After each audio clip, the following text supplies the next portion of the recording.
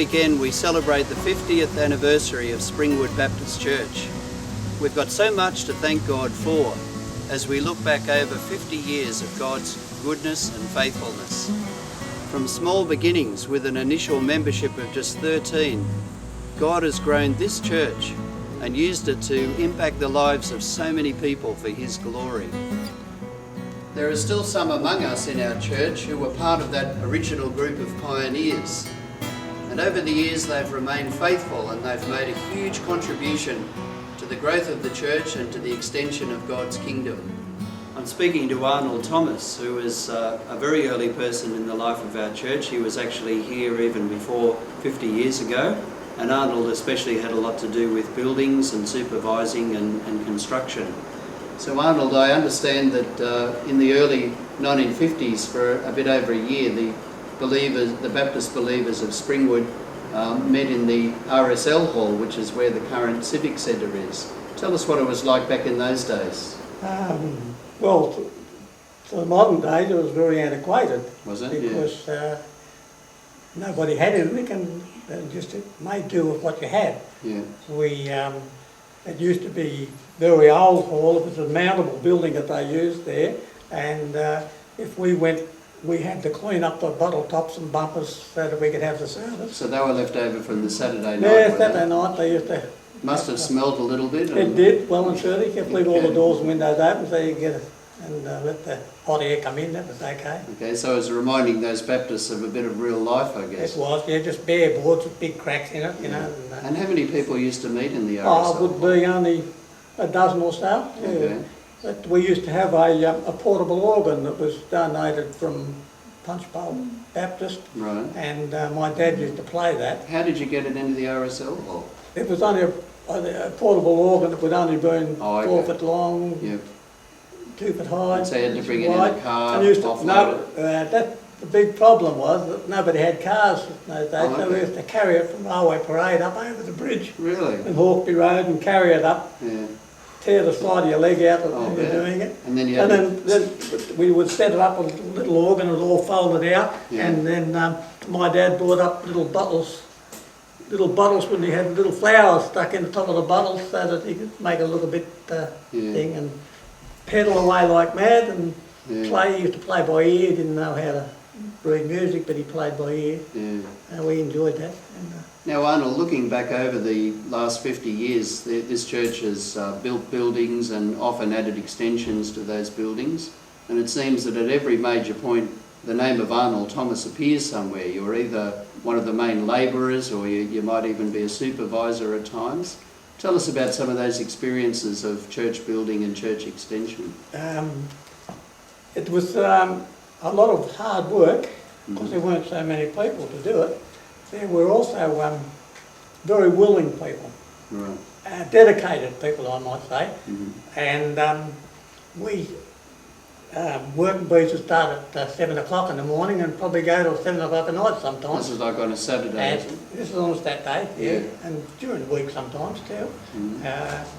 During the week, the people would have things that they could do, like shift workers and that. My dad was on shift work at the railway, and he would come up and clean up, and he loved burning all the rubbish and things like that. We used to do that. Yeah. But the people were close-knit. Yeah. And everybody worked together. So it gave everyone a common project, and that created a good community, good fellowship. Everybody was there. Yeah, that's wonderful. And is there one particular memory that stays in your mind of working with the team in a building extension? One particular memorable day or incident, or what comes to your mind? Well, I think they were all memorable days. Just the close-knit of people.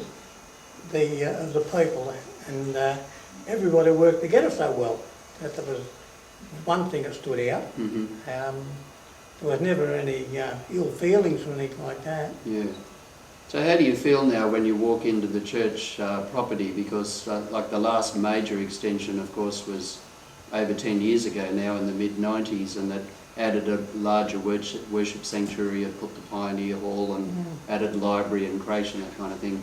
Do you feel a sense of achievement and I do, joy when you see that now? Especially with this little part here where we had this church to here, and then we added that part on later on. That's right. So this very building we're sitting in now, this was the That framework first of the stage, original. as we say, we did the foundations first, Yeah. and then Harold was able to obtain the building from Bondi, Yeah. from friends at work, and we the building fit that part. I mean, we knock it down piece by piece, and then Yeah. denail it.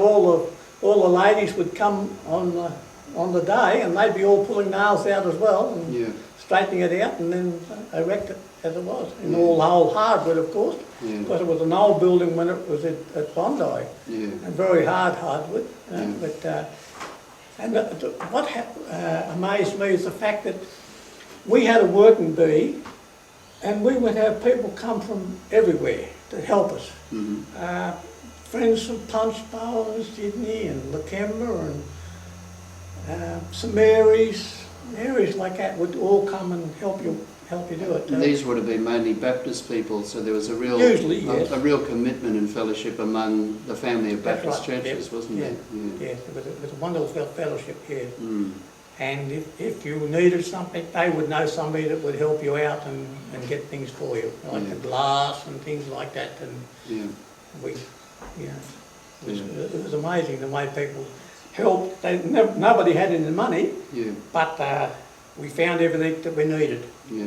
Well, Arnold, those of us today are very appreciative to you and to all the many people who put in all those hours and all those long days of labour, and we just love this property, and it really is very useful for our worship and for our outreach and our witness, and we thank God for someone like you who's I find it contributed so much. very helpful that the people would all join together. I get that feeling of closeness when I go through all the buildings that we've been through. Yeah. I'm speaking now to Harold Middleton. Harold and his wife Eileen have been foundation members and very much part of the heart and the warmth and the soul of Springwood Baptist Church over these 50 years. What amazes me, Harold, is the way that this early church grew. It started with only 13 people in 1957, and then 8 years later, as you finished as a deacon and as a secretary, over 100 members. So it grew from a small church to a larger church. How did that happen? Yes, well, in those days, there weren't any Baptist churches between Katoomba, Lura and Blacktown. Mm-hmm. And a lot of folks were moving to the mountains, mainly older people retiring, who had come, in lots of cases, from well-established churches in the metropolitan area, large congregations, Mm-hmm. and they were missing that fellowship. Mm-hmm. They were longing for a fellowship of that type. And so on the day of the opening, being secretary, a lot of the folk came to me wanting to come into membership. Mm-hmm.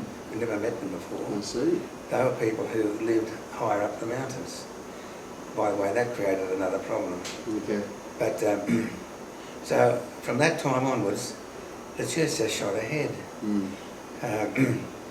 On the occasion of the opening, which was conducted by the president, Mr. J.C. McKay, he said, "Watch Springwood grow," and it did. Mm. It was in the eye of the public. Of course, trains It passed was a here. good location here, wasn't it? Good location. A very good choice Yes. of a block of land. People could see a church being built, only a little building, of course, Yeah. but I had a big sign up the front, what was going to be there, a great big sign. Yeah. And consequently, it became known that this was a new little church, and things that are new sometimes are very, Yeah.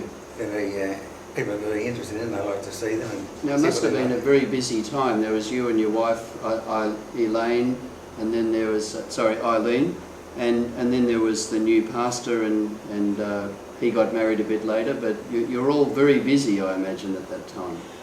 We were certainly busy. There was only about 4 deacons, Mm-hmm. and one of them had to race up the mountains every Sunday. So it was a very busy time. But going back to the opening, there was a lot of people came. Mm-hmm. Oh, I don't know how many were here. It was in the hundreds. Yeah. And it was well publicised, and people got to know about it.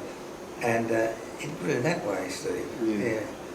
Even our own home, Eileen had our home as a guest house. Did she? Yeah. And we were always occupied with the guests. Yeah. They would come and worship. Mm-hmm. Some of them moved up here as a result. Mm-hmm. And on their return back to their church, they spoke of Springwood and the new little church. That created a great interest. So there must have been a real sense of excitement and there joy was. and Yes. trusting God with faith, and God obviously honoured the faith of people That's like right. yourself and the other small band of That's believers. It was a real challenge. We were a very excited little Yeah. group of people. And were there many people that were, say, not from any churches at all, who were, say, just part of the community, who perhaps through the Sunday school or whatever came to faith in Christ? And Oh, definitely. so how did that happen? Oh, yes, definitely, yes. As a result of their involvement, we had good church programs Mm-hmm. and created a lot of interest, and people wanted to be part of it. Wonderful. So it was a very pioneering days are very good. Very exciting. Yeah, very I'm exciting. glad that we call this hall the Pioneer Hall, because Yes, it's not yeah. only the very first church that was here, the Baptist Church, but it also is a reminder for us of pioneers Yes. like yourself. Well, this little building's well over 100 years old. It was about 100 years old when we That's got right. it, and that's So 50 years ago. It's over 150 years old Yes. even now. Now, Harold, I'm especially interested in hearing the story from you about your blue Combi. It's a very famous vehicle in the story of Springwood Baptist Church. Well, yes. Let me just remind you of what I've read in the records, that you owned it for about 6 years. The reason why you purchased it is because the church was having some trouble. Here were these interested people, but how on earth do you get them here to church? They didn't have their own transport. So here was what a typical Sunday was like for you back in the early days. Firstly, on Sunday morning you drive to Hazelbrook, pick up a bunch of kids, drive them down for Sunday school. About 20 of them. Then you drive back to Lawson, pick up 17 adults and their children, bring them to church, drive them home again. And then in the evening, went down to Warramoo, picked up 5 women, drove them here to church, drove them home afterwards. Now, how did you fit 20 kids and then later 17 adults into your Combi? Well, I'm amazed too as I look back. I wouldn't do it today, of course. There's no seatbelts in those days. That's right. So there must have been like legs poking out and Bibles Well, poking out of windows. Yes, and well, of course. I would set up a Combi, if anybody doesn't know what they look like. It was just like a box with a wheel on each corner, Mhm. a little tiny air-cooled 1.2 litre motor, Yeah, mechanical brakes, terrible steering, yeah. and as you put poor people into it, the wheel sort of went out a bit at the bottom. And you try and steer something with the wheels out. Mm. Yes, I go to Lawson and pick up the Patrick family there, and I travel down via Hazelbrook and Woodford, and by that time I had 17 on board, That's amazing. all adults, and Yeah. a lot of them were in a couple of them were in their 80s, Yeah, one lady with a walking stick, yeah. and I guess what impresses me about that story, Harold, is the amount of time and energy and expense that you put into that. I mean, that's a lot of your Sunday. You're a busy working man. You travelled by bus, by train down to the city 5 days a week. You come home, you've got your family and other responsibilities. But you were prepared to give so much time and energy on the Lord's Day on Sunday to commuting those people, to driving them. I think that's quite amazing. well, Steve, the whole group devoted so much of their time and energy, not just me, Mm. there was a team of us, Yeah. and I just formed one little part of it. That was my job. And I think, I understand that the pastor, Noel Melzer, used to get his car and drive out, I think, to Winmalee or somewhere like that and pick up people and bring them here as well. Well, transport was badly needed. Yes. See, that was the problem when people approached me to come into membership. Mhm. They all lived up the line. Yeah. How are we going to get them there? I had a... No wonder Springwood Baptist became interested in church plants fairly early, because Yes. places like Warramoo, Glenbrook, Lawson, you had Baptists all up and down the mountains who were keen to form Baptist churches. That's right. Yeah. They'd all come from big congregations in the metropolitan area, Yeah. and they missed it.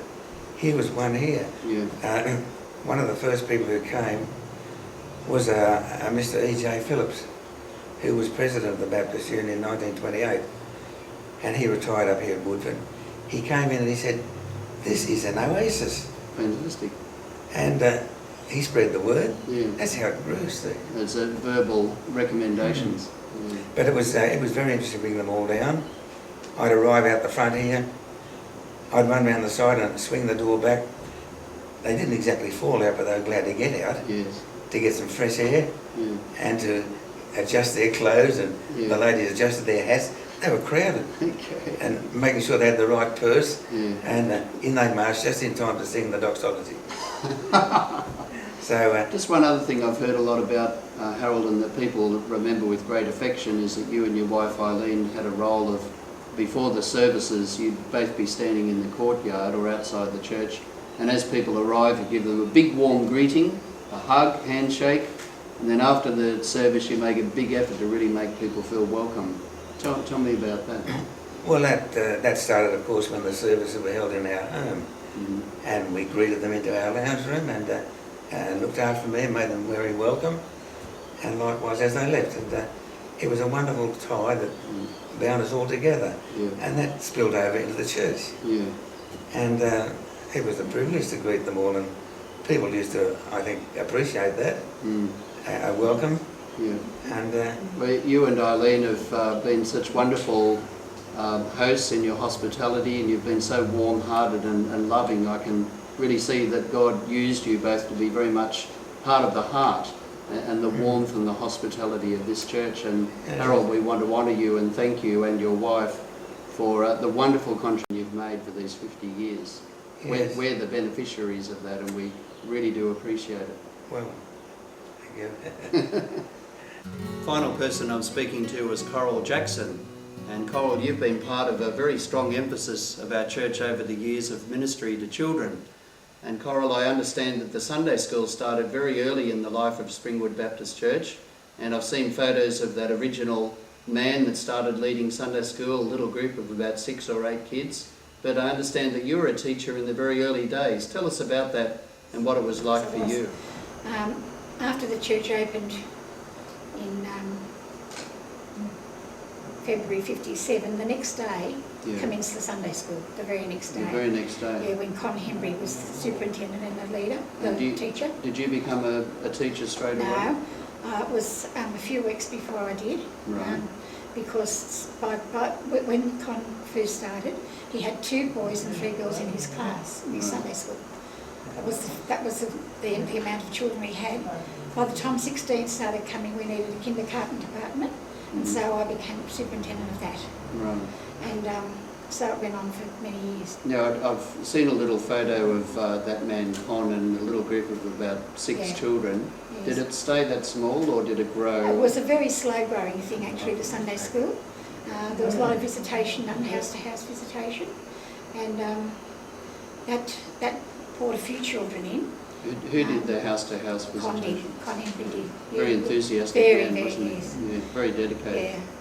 And then when there were about 20 children, they realised that quite a lot of the children they had in Sunday school had moved out of the district, so it was a very slow start. Right. But by 1966 there were 100 scholars That's and amazing. 20 on staff. So in less than 10 years there was that many on staff and that Yeah, that no many room. kids. No, really. That's amazing. Yes, Because it was really only the one hall, wasn't it? The one that's building. right. There were classes in the underneath the trees and wherever they could sort of get together as classes for the Sunday school. And then they had my mum's big veranda to go to, the young people, for quite a while. And then they went down to Ian Hill and Robin Hill's place. Right. They went down there for classes, so, and it was quite big then, yes. But we had some good times. Yeah. So let's talk about Girls Brigade. At what stage did the Girls Brigade start at Springwood Baptist Church? 1970 in the first instance, yes, when there was Beryl Guy was the captain, and she had a couple of lieutenants. Lorna Raw was one of them, and was the girl Willits? Ruth Willett? Ruth Willett, yes. And you became one of the leaders in the Girls Brigade? I very started early? in 1976 and became the cadet leader. And how long were you doing And that work? Marilyn Hunt was the captain. How long did you do that work for? Well, I did it for quite a long while, and then I had a break, and I went into Girls Brigade for a while and did some badge work in there, and then I went back to cadets. So I had two sort of times in cadets. So it sounds like you've always had a particular love for the Oh, very yeah. young Yeah, very, children. yeah. Someone said the other day, you like children, don't you? I said, yes, I do. And it must be fun for you these days. You must still see people around who are now adults and yes. middle-aged people that were very tiny kids when you were young. Little Fiona Steele was a cadet of mine when she was little, and she's in the cadets now as a mother. And wonderful. Yes, it's lovely to see her there. So it must be encouraging for you to meet people sometimes who came to faith in Christ and who are still going on, and they were touched through the ministry of the Girls Brigade. Do you see that happen very often? Not a lot, no, but a lot of them have gone other places, you know. Yeah. We used to have between 32 and 42 cadets each year. That's amazing. That's a lot of very people. large, yeah. I've seen photos of huge groups of girls and leaders. It was a very vibrant ministry, wasn't it? Yeah, it was really great. We had good times. We had lovely outings with Uncle Jack Austin. Lovely. And he used to take us around the mountains, all his haunts, and across the waterfalls and down around the cliff tops. And I think now, goodness me, those parents letting their children go with us. It's hard to believe they did, but they did. All the OH&S rules these days. Yes, that's right. It was a good time, and the kids really loved it. Good. Now, the other thing to ask you about is you've contributed a lot to our church over the years in creative ways, especially with flowers. And I understand that back in the 90s there was one particular weekend where there was a huge floral display. Tell us what happened there. Oh, we decided that we'd just put flowers everywhere, and we did. Robin was in charge of it, Robin Hill, and we just had a lovely time with flowers. And we'd been to the markets early in the morning and come back, and we had flowers everywhere. It was really great. It was really part of the whole thing, whole weekend. Yeah. And what was the aim of that weekend with the floral display? It was just worship. Right. Yeah, part of worship. And Malaysia did the flowers, each time, because they liked doing it. Yeah. And they all got together, and other people bought flowers, and people from the church bought flowers, and bought little bunches. And here they are, this is from my garden. Yes. And that was great. That seems to be been quite a strong tradition in our church from the early times even to today, of people doing the flowers and very thoughtfully contributing to worship and thinking about God and the beauty of God's creation. I think it is all part of worship. Yeah, it seems to be a very strong ethos in our church though, doesn't it? It does, yes it does. Good. Thanks, Coral. Well, Okay. that's probably about it. All right, thank you. Are you happy with it? We thank the Lord that He used three people like those three we've just spoken to contribute to the growth of our church. We honour the pioneers of the past. Interviewing people like that makes us all think about the future. It reminds us that the Lord continues to call us to, under Him, reach people for Christ, build disciples and transform community, just like they did 50 years ago. Makes us think about our own vision and our own commitment. Are we under God prepared to commit ourselves so that, like them, we move into the future together as a church, committed and dedicated to serving the Lord together?